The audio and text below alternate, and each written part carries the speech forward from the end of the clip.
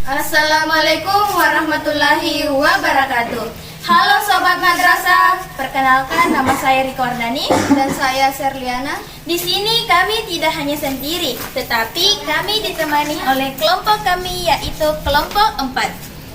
Di sini kami akan menjelaskan sedikit tentang Islamisasi dan silam budaya di Nusantara. Sebelum kita lanjut, intro dulu.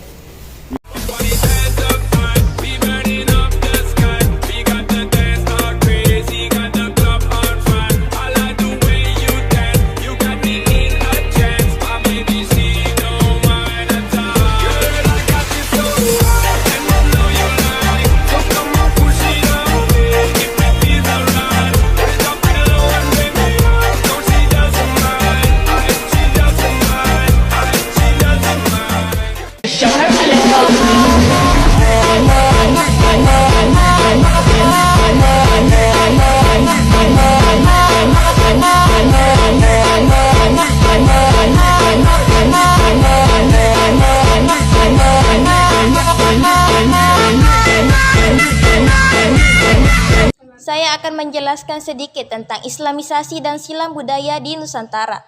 Yang pertama yaitu kedatangan Islam di Nusantara. Cikal bakal keberadaan Islam di Nusantara telah dirintis pada periode abad ke-1 hingga abad ke-5 Hijriah atau abad ke-7 hingga ke-8 Masehi. Pada periode ini, para pedagang dan mubalik membentuk komunitas Islam. Para mubalik memperkenalkan dan mengajarkan Islam kepada penduduk setempat tentang Islam.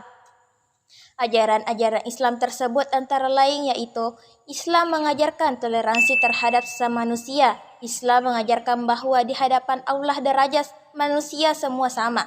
Islam mengajarkan bahwa Allah adalah Tuhan yang Maha Esa, Maha Pengasih dan Maha Penyayang. Islam mengajarkan agar manusia menyembah hanya kepada Allah dan tidak menyekutukannya. Ajaran Islam sangat menarik perhatian penduduk Indonesia.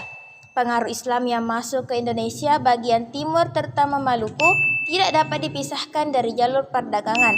Adapun sumber bukti masuknya Islam ke Indonesia yaitu melalui dua sumber, yaitu yang pertama sumber eksternal. Sumber eksternal adalah sumber bukti masuknya Islam ke Indonesia yang berasal dari orang-orang luar negeri. Yang kedua yaitu sumber internal. Sumber internal adalah bukti masuknya Islam di Indonesia melalui beberapa barang bukti peninggalan yang ditemukan di Indonesia. Dan adapun cara masuknya Islam ke Indonesia, ada beberapa proses Islamisasi yang terjadi di Indonesia pada awal masuknya agama Islam. Yaitu yang pertama melalui perdagangan. Melalui perdagangan inilah Islam berkembang pesat. Yang kedua yaitu melalui perkawinan. Perkawinan merupakan cara Islamisasi yang paling mudah. Yang ketiga yaitu tasawuf. Ajaran Islam tasawuf juga masuk dan berkembang di Indonesia. Dan yang keempat yaitu melalui pendidikan. Dan yang kelima melalui proses dakwah. Proses Islamisasi di Jawa melalui dakwah dilakukan oleh kelompok para wali yang dikenal dengan sebutan Wali Songo. Kesembilan wali tersebut adalah seperti gambar berikut ini. Adapun proses masuknya Islam ke Indonesia sampai saat ini, proses masuknya Islam ke Indonesia masih dalam perdebatan panjang dan pertanyaan panjang di antara para ahli. Sehingga terdapat beberapa teori tentang masuknya Islam ke Nusantara, yaitu yang pertama teori Gujarat. Dasar-dasar teori Gujarat adalah kurangnya fakta yang menjelaskan peranan bangsa Arab, hubungan dagangan Indonesia dengan India, serta adanya batu nisan Sultan Samudra Pasai. Yang kedua yaitu teori Arab. Adapun teori Arab yaitu seperti gambar berikut ini. Yang ketiga yaitu Persia.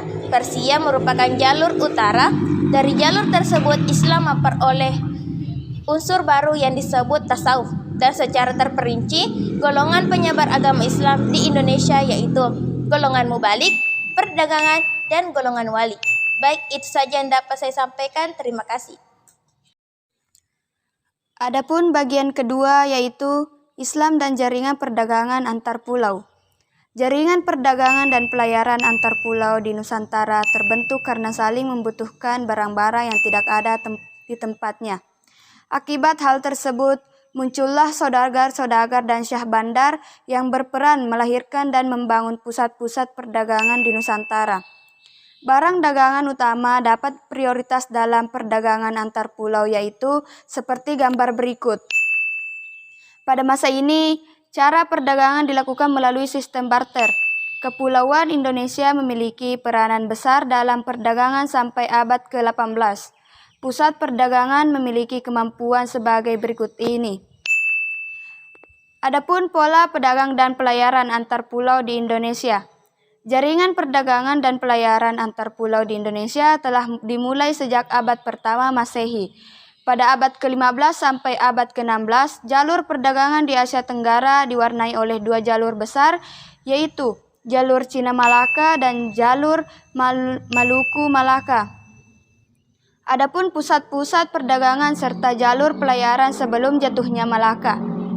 Selat Malaka merupakan jalur laut timur barat yang terpendek dibandingkan dengan jalur perairan lainnya.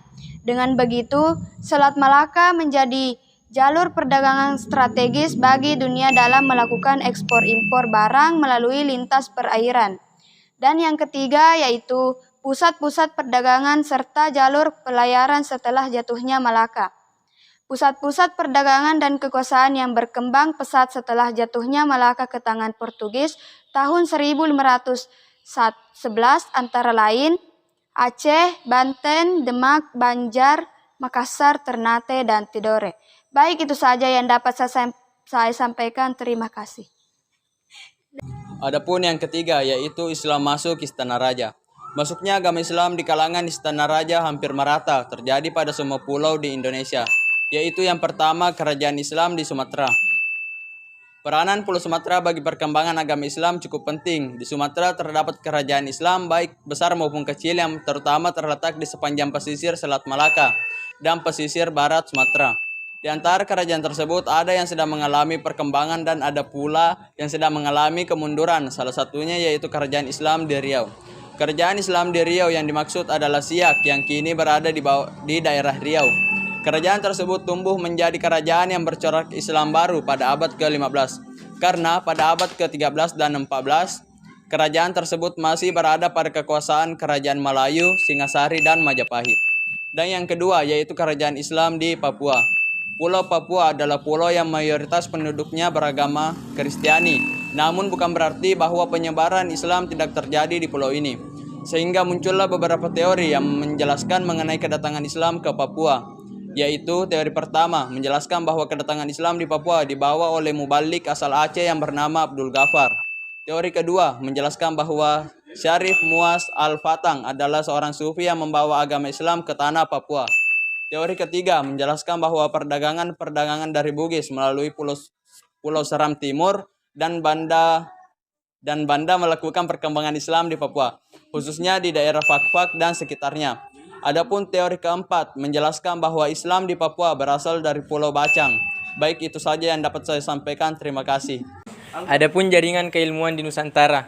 Kesultanan Islam di Nusantara sangat mendukung kegiatan pendidikan untuk kemajuan keilmuan. Pada mulanya, pendidikan keilmuan Islam diselenggarakan di dalam Masjid Istana.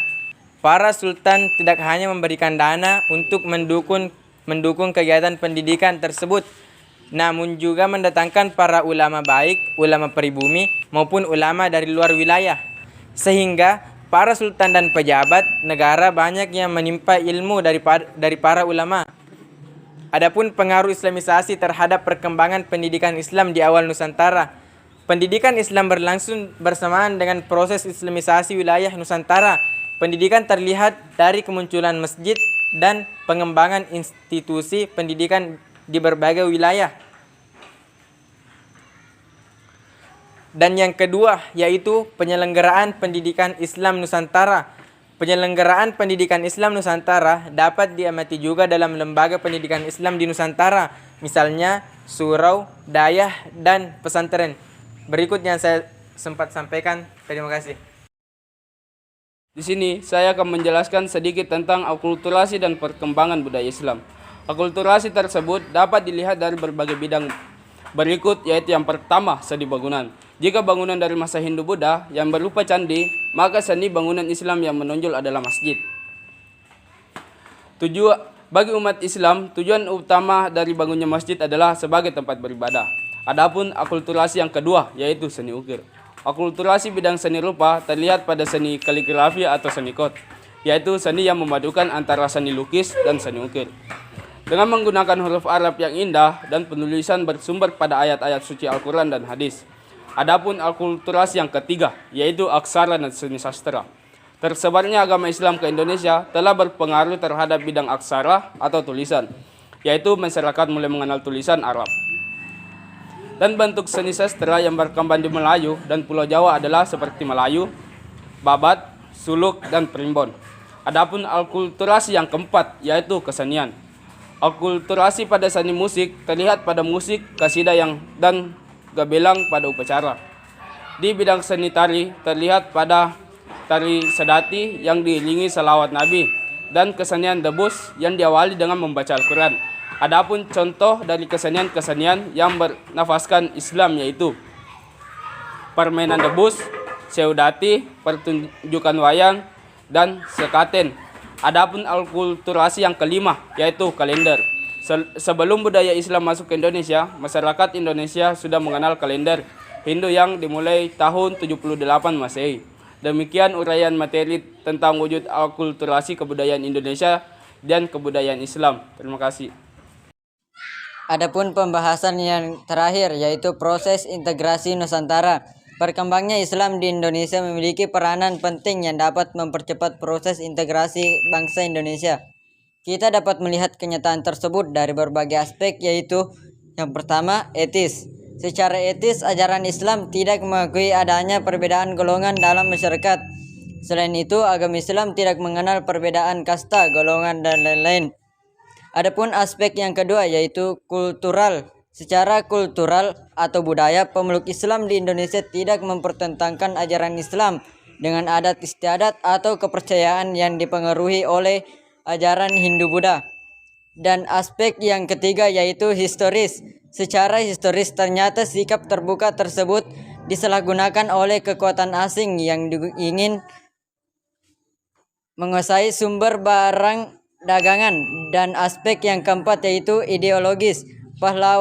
Perlawanan daerah-daerah di Indonesia terdapat kekuatan Belanda pada abad ke-19 merupakan bukti bahwa Islam telah digunakan sebagai kekuatan asasi dan telah dianut oleh masyarakat sejak ratusan tahun yang lalu. Adapun peranan para ulama dalam proses integrasi yaitu memberikan pengajaran kepada keluarga, kerajaan, hingga masyarakat umum.